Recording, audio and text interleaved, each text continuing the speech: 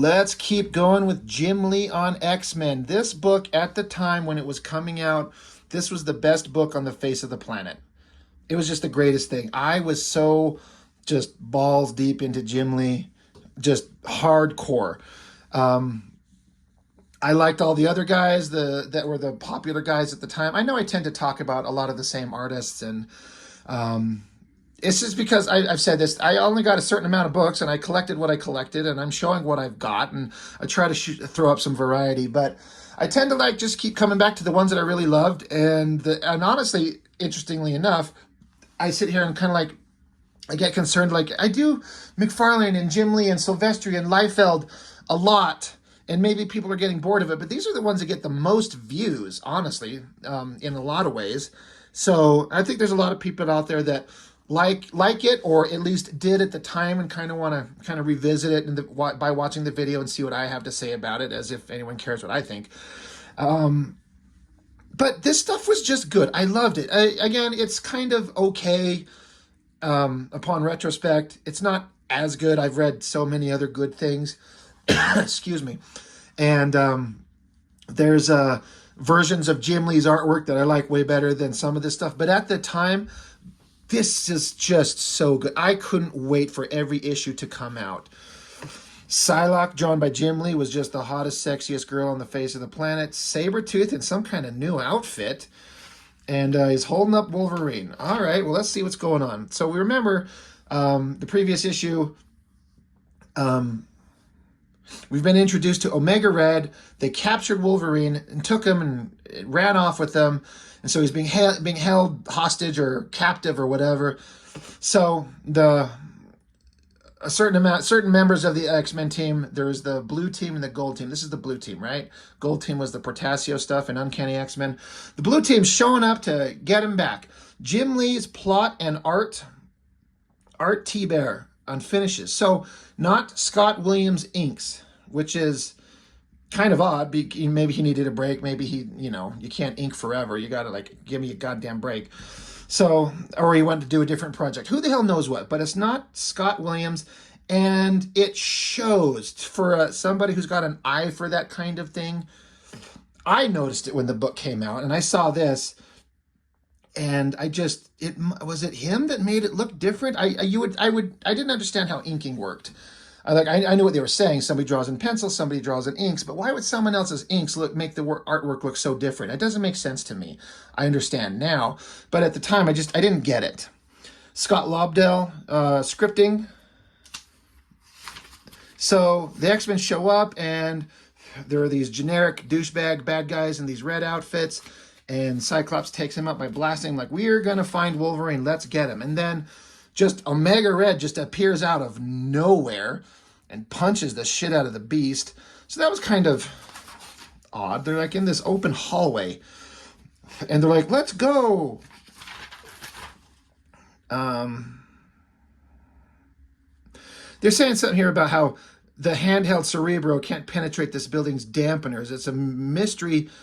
The mystery mutant who appropriated Wolverine could be anywhere. So like their little tricorder can't sense him anywhere. You think their fucking eyes and ears would see this giant, monstrous, pale-skinned, yellow-haired, red costume-looking guy come running down a bare-ass open hallway and see him coming? Whatever. They punched the shit out of the Beast. This I thought was interesting, where Omega Red gets his little tendrils out, wraps around Cyclops, and Jim Lee does this interesting thing where Cyclops is blasting, but as he's being kicked off his feet, he's like blasting, like boom, boom, boom, boom, boom. So, Omega Red's taken him out and got him by the throat and neutralizing the optic blasts. And I like the way that the tendrils are kind of all over the place. Jubilee's like thinking she's going to be badass. Beast and Cyclops just got taken out. She's going to get it. But then he releases his lethal pheromones in the air, and she gets pukey sick and falls down, and he bitch slaps her, and they're done. Just like that. So the big boys, the big team, Cyclops and Beast, are done, and Jubilee, who's just kind of nothing, she's down. And then we go back to, we'd seen how Wolverine was captured, but he got away, jumped out of a building and vanished, and then somehow he's in the sewer with this random dude. I believe he's German, and his name is Maverick. He knows Wolverine from somewhere, and they're he says, don't think that being beaten nearly to death by Omega Red, having half your blood drained from your body, and falling 10 stories onto the pavement is any excuse. Like, he's almost dead, so Maverick is having to, like, chest compressions, and he has enough neuroamphetamine to wake up all United Germany. So he injects him, and Wolverine pops up and wakes up. And it's an interesting kind of transition thing where, I like this upshot of Wolverine's face. I think that looks really good. And Maverick's saying, the rest is up to you. And then it has this transition of up to you, to you, to you. Like he's going back into his memory. Wolverine is, again, to this time back in the past when they use this different color palette to indicate it's a different time. You got Wolverine, Sabretooth, and Maverick, and then some scientist girl they're trying to save. So they blast a hole through a window, and they're like, oh shit, we're a bunch of stories up. How are we going to get done or get down? And they're like, we got to jump or something like that. And Sabretooth doesn't... he just decides, like, the girl's a liability, so he shoots her in the back. And Wolverine and Maverick are pissed as hell. And then Omega Red's showing up to get him. So they take her dead-ass body. They throw some grenades, thermite grenades, they say. And they shove all of them out of the window. They all fall down except for the armor. But the girl, she's obviously dead anyway. But they just throw her dead-ass body out. They land on the ground. And, all right, they're gonna... whatever the hell's going on. Like, this is some mystery we don't know. Now, cut to some shit you don't give a fuck about. We got Longshot, Dazzler, what's her name? Lila Cheney, and Mojo. I had never read any Mojo stories in real time when he was first introduced. Arthur Adams, Longshot, the old stories in the X-Men books. Never read them. I have no emotional connection to them. I don't understand the appeal. He's kind of an interesting, disgusting design. But boy, I could not have cared less about this shit. Don't care, don't care, don't care. So I thought this drawing of this pointing hand, I thought that looked good. Don't care, don't care. Lila Cheney's got to use her powers. She should be teleporting him out of there, but she can't. I always thought that this shot was interesting, a little unnecessary, but we're just going to zoom right in on that. It even got a booty pipe in there. Anyway. Dazzler's got her powers. She blasts at him. He ducks out of the way. He shoots back. Throws a random soldier in the way. They jump out of the building, get away. Whatever the hell's going on with Longshot, Dazzler, Mojo, that's just set up for future shit. Who cares? I don't care. I know there was a lot of people that were into Longshot and the Mojo stuff. It was just before my time. I didn't give a shit. So I didn't give a shit then. I don't give a shit now. I want to get back to Jim Lee drawing like Rogue and Psylocke and Gambit and stuff. So speaking of, these guys are some pretty badass fighters, taking them on. Gambit's super overconfident. And they got these, they call them, I think they're the Fenris twins. I don't even know what that means. But they hold hands because they're probably like brother and sister and it's incestuous bullshit. And they laser blast everything, boom. And it knocks out Gambit, even though he was doing some badass fighting. He's very confident. He's down for the count. Rogue is super invulnerable, so we don't really worry about her. She's not. I like how this guy's blasting at him. She's just diving out of the way. Psylocke's just, hey, Gambit's alive, but you know he's out. And Rogue's like, all right, let's do our thing. But then, cutting back to when Ninja Psylocke was introduced, she was created and mind manipulated by the Hand, and here's the guy who was kind of behind all that with the Mandarin. And I guess he's got some kind of like a result of a previously implanted post-hypnotic suggestion, asterisk, it must have happened in Uncanny X-Men 256. So he's able to like take control of Psylocke again, uses her focused totality of her telepathic powers, as she likes to tell us all the time, knocks Rogue out. Now they're down for the count. And Psylocke is on the team of the bad guys, is the idea. And then somehow that happening wakes Wolverine up. And Maverick is like, oh, good, he's coming out of it. So Wolverine pops his 2 claws. And he's like, I'll pop that 3rd claw right through your brain if you don't tell me who you are. And so he gives kind of like a brief, like, hey, we used to be a team years ago. Logan's from Canada, Creed from who knows where, and me, a resident from the resident West German freedom fighter. We were quite the team until Creed snapped and blah, blah, blah. And they were after this C synthesizer, which is your incompetence is severely compromised. And I don't know what the C synthesizer is or was, or if they ever discussed what it was. Wolverine and, Creed, I don't know if they called him Sabretooth at the time. They're pissed off. They have some fighting, and Wolverine walked away and never come back. So just another random historical kind of connection and another thing in Wolverine's past that he's been part of. Wolverine's been part of every goddamn thing because they just want to shove him into every mysterious past plot.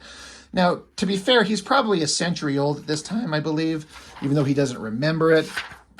But it gets kind of ridiculous. Anyway, back to Maverick saying, like, his brain's a little, iffy at this moment, so we got to be careful. And Wolverine's like, okay, well, whatever's going on, where's the Xmen, or I'll stab you with my claw. He gets distracted by a beeping sound, so after, saying that he's barely alive and trying to resuscitate him, Maverick then beats the shit out of him. I mean, I guess you have to. Wolverine will kill you dead. That's kind of a good shot of Wolverine's face right there. That looks really cool. Interesting. You can see Image Comics is just getting started. You got Youngblood on tap. It's coming up real soon. Anyway, they look back and they see on some monitors that Maverick has in his little sewer hideout. You got Sabretooth. And I remember seeing this going, I don't know if I've ever seen Sabretooth look this smooth. Like a suit, coat, freaking badass car. It would make sense that he'd have a lot of money and a lot of resources, and he doesn't always have to look like a murderous monster. He's kind of like a pimp here. So, and whoever this girl is, I think this is the first time we've ever seen her. He calls her Birdie, and she says, I'm picking up the emotional feedback of blah, blah, blah, and blah, blah, blah, plus an unaccountable thought signature. He's like, you're saying we're being spied on? She's like, yeah. He's like, be a dear and jam their signal. And he says, and whoever you are, count yourself lucky. I like the idea that they're able to detect that they're being spied on covertly, and they can't identify who it is, but he's like, I can jam you, and I'll tell you, if I catch you, you're done. Back with the bad guys. Here you got Sabretooth. Psylocke's on their side again because of a post-hypnotic suggestion. All the X-Men are strung up. And even Sabretooth is like, your Russian buddy something's really familiar about him. So even he doesn't remember. But then Sabretooth rolls up onto Gambit here. And of course, Gambit has a mysterious past, and he's interacted with everybody. Even Sabretooth is like, I never forget a scent, long ways from the Big Easy, Remy. Since when you're working with the Side of Angels? Or did I just blow your latest scam? So they're throwing out the idea that Gambit's got a shady past and knows Sabretooth, and throwing a little bit of dissent in there a little bit. I kind of like that as a little bit of characterization, even if it's cliche as hell. Of course, Gambit's got bad ties to the past. So he spits in Sabretooth's face, and Sabretooth claws at him and licks his blood, because that's what Sabretooth does. And then he's like, I'm going to do some horrible shit to Jubilee. But then Cyclops yells at Sabretooth, like, you've got an army of killer androids on your tail, which is a reference to Wolverine 50, which was, I believe, a robot named Shiva, where it's kind of like every time it gets sent out after you, it attacks you, and once you beat it, it learns from its previous mistakes and gets better and better and better. We've seen that in The Incredibles. We've seen that in an episode of Star Trek, The Next Generation. Trying to remember what the name of that episode was for you nerds out there, with that little floating egg-shaped thing that attacked the crew and Crusher broke her leg. And anyway, I'm having a little Star Trek nerd out. I love Star Trek, The Next Generation. Whatever, fight me. But he says, Sabretooth, you got an army of killer androids on your trail. And I like Sabretooth's response. He's like, oh, I'll start. He doesn't give a fuck. He's like, I don't care, whatever. And he's like, come on, Psylocke, we're going to go find Wolverine. I can track him down. Cut to Maverick and Wolverine are trudging through the sewer, and Wolverine's saying, let me out of this harness, help me free the X-Men, I'll help you find this thing you're looking for. And Maverick's like, well, what if I don't? And Wolverine says, I'll break free on my own eventually and hand you a kidney for all the trouble you've caused me. I liked that wording. That sounds very much like Wolverine. He's like, look, I can see you're probably not a bad guy. Even if you are a bad guy, there's way worse bad guys in a way worse situation. So how about you let me free, help me get my buddies, I will get you what you want. And if you don't, I'll just get free eventually and then I'll fucking murder your ass. So he's like, okay, fair enough. Pushes the button, Wolverine's freed, and then boom. Here's Sabretooth. And the first time we've seen this costume, it's kind of silly, but I kind of like it a lot better than his traditional one. That, I don't know, that tan colored thing with the fluffy things around his arms and feet. I kind of dig this, and I thought the drawing was really good, and Psylocke's looking kind of hot, and this image is almost just a repeat of this image, in a way. But then you got Sabretooth jumps down, Wolverine pops his claws, and like, we got a fight in front of us, you ready to take this on? And Maverick's like, you betcha. When I like how Wolverine says, Maverick, me and the lady are close. You hurt her, you answered to me. He's like, that's fine. This should take all of 2 seconds. Or rather, 2 seconds. And then the text says, actually, it takes about 30 seconds. The outcome is never really in question. There's like blood flailing everywhere. And then you just cut to, a little bit later, Sabretooth has got him. He's got Wolverine and Maverick. And Sabretooth is saying, nobody told me the kid without a sword's practically keeled over before I got the chance to bruise him. And they're like, just bring him back. You can torture him later. And so Wolverine and Maverick were defeated instantly. I'm like, what the fuck? That's interesting. It will pay off later in the next issue. And Omega Red is saying how he owes Sabretooth a lot, and he will get back to that in his own time. And then you got the Hand guy and the Fenris twins toasting to their victory.